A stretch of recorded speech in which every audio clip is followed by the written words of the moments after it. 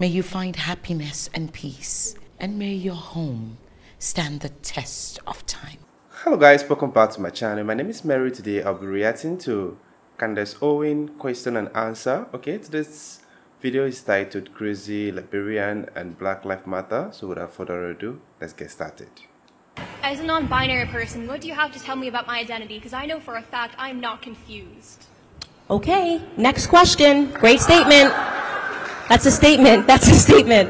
Okay, you know your identity. You're not confused. Congratulations, sweetheart. That's it. Thank you very much for your statement. Hi, how are you?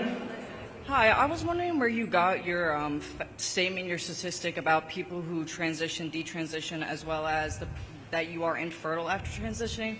Because I myself take hormones. I do testosterone injections, and I've gone through a lot of doctors, and none of them told me that was true. Okay, so on my podcast, I actually cite all the sources. If you look up my name and my podcast, you can, I mean, it's in so many articles. And also, as I said, sexchangeregret.org actually lists all of these statistics with their sources. So obviously, I can't give you a hyperlink as I'm standing on the stage, but you can definitely find it on my podcast, and you can find it on sexchangeregret.com. Thank you for the question. That was, I think, the first question we got there. Hi.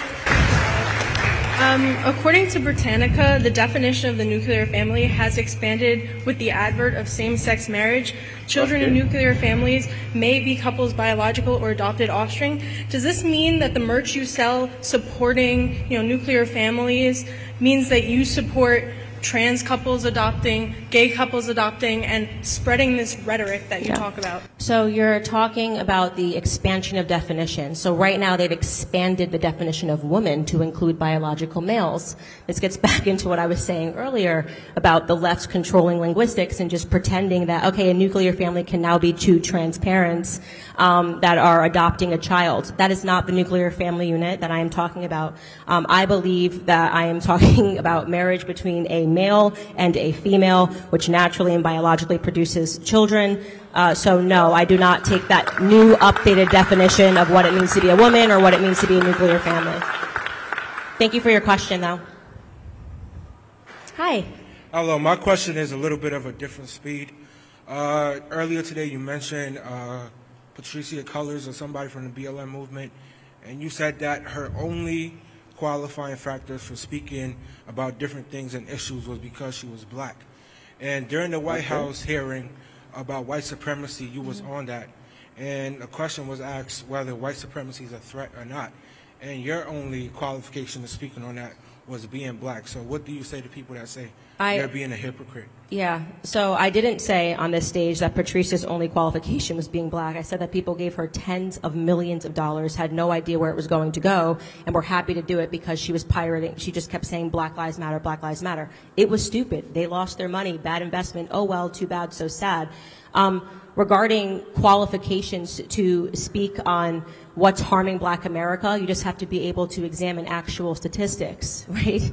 Are you telling me, would you honestly say that when you walked into this room today, you were afraid that white supremacy was going to kill you? I asked this to Black people, to be honest. Are you afraid that a Klansman is going to come down the street on horseback and pick you up? Be honest.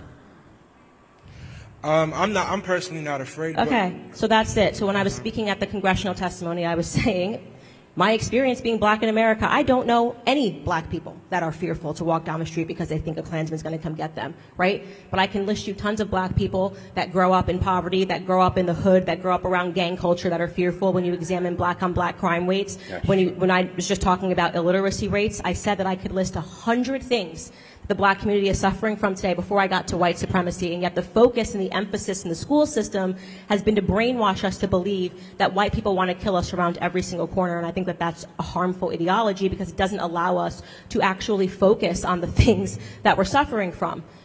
Number one, I would say is father absence. We need to get our families back together. We have to stop letting the government raise us.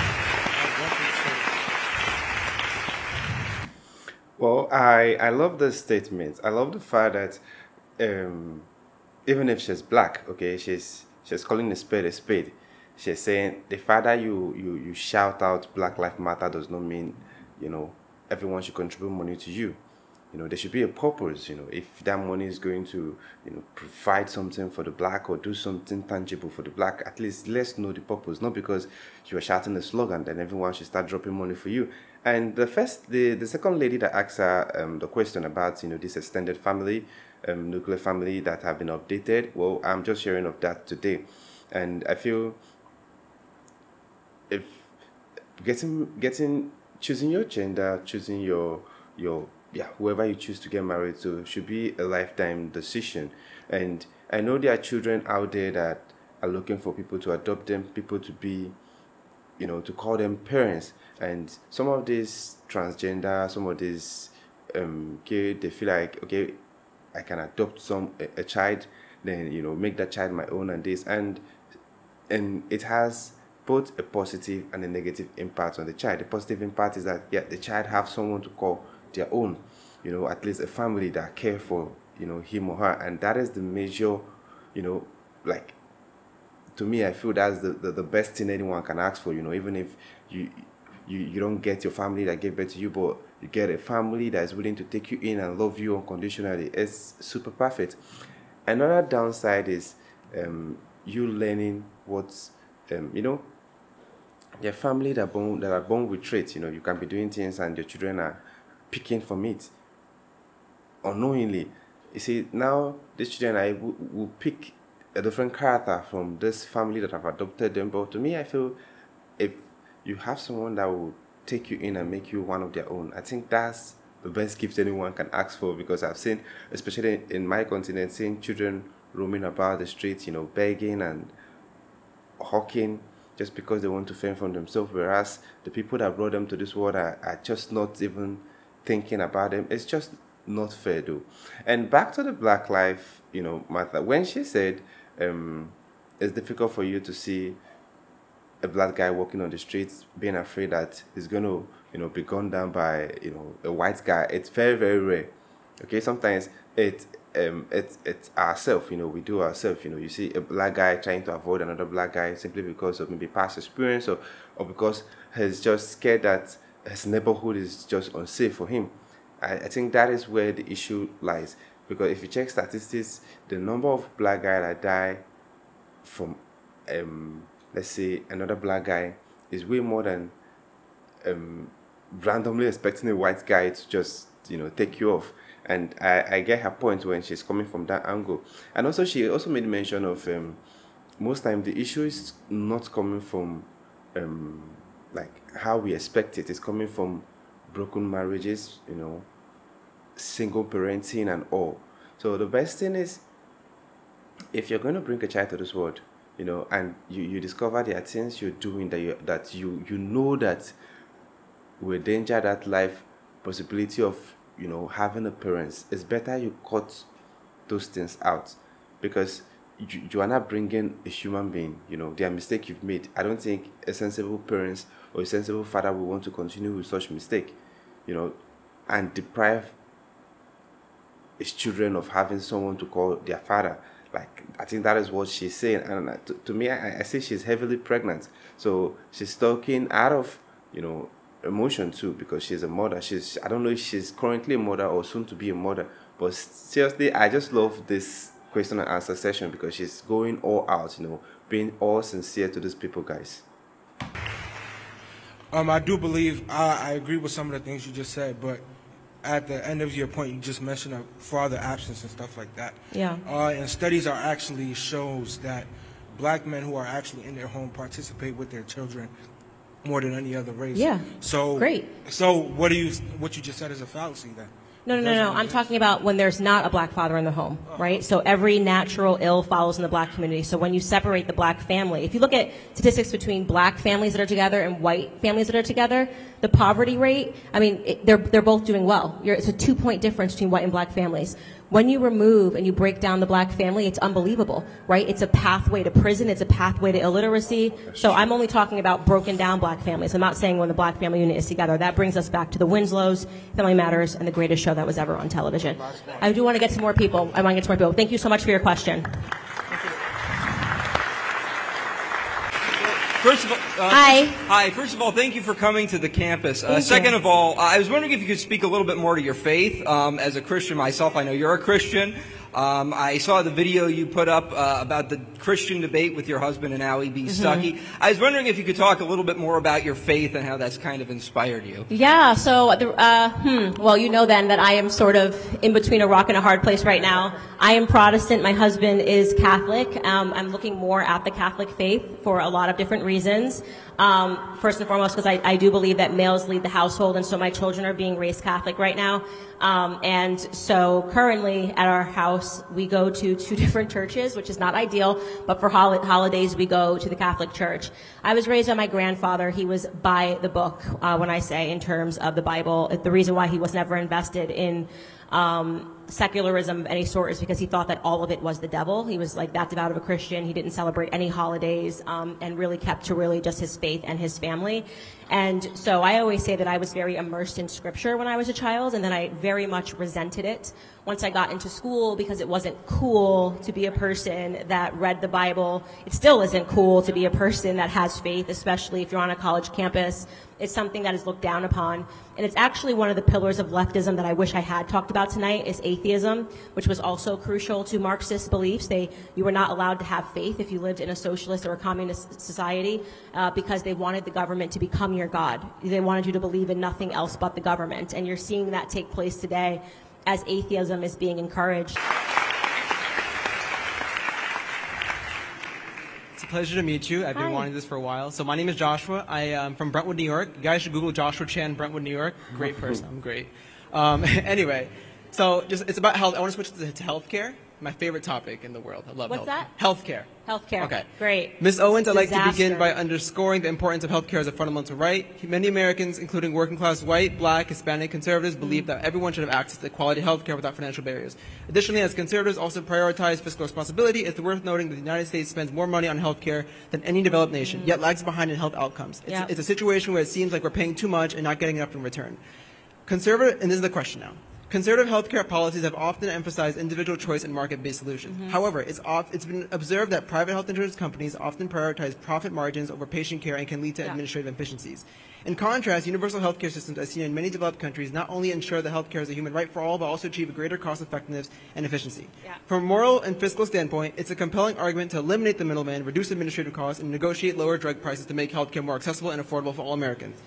Lastly, no one in this room likes their health insurance company. No one. Essentially, especially when the health insurance companies deny care. People like their doctor. Okay, I get it. Last question. Sorry. I get it. How can conservative healthcare policies align with these moral principles of equity and compassion and ensure that everyone can access healthcare without financial hardship? Okay. We're gonna do two more questions after this, maybe. Okay, that's a long one. 2 more, guys. I'm sorry, we're not gonna be able to get to all of you. So first and foremost, the healthcare system is an absolute disaster. I have an entire episode where I sat down with someone and discussed this. People wrongly believe that what's currently happening is our healthcare in America is an example of capitalism and the free markets. It absolutely is not. It is the exact opposite. The fact that you walk in to a clinic, you don't know what anything costs. You're essentially blindfolded. You go to the hospital and then you get a magical bill and they say, oh, that Tylenol that you had, we didn't tell you it cost $400 for 1 tablet, is just completely wrong. America is not an example of free markets and being able to actually choose. So that is the first problem, is that the bureaucracies, everything behind it just needs to completely die. If we actually had a free market solution to healthcare, and it's interesting because I'm married to someone that's from the UK, where yes, they do have government-sponsored healthcare via the NHS, but it's a disaster, and they're all able to pay privately, and they're able to compete and give people the lower price. It's phenomenal. So an example of that Charlie Kirk always gives is LASIK surgery.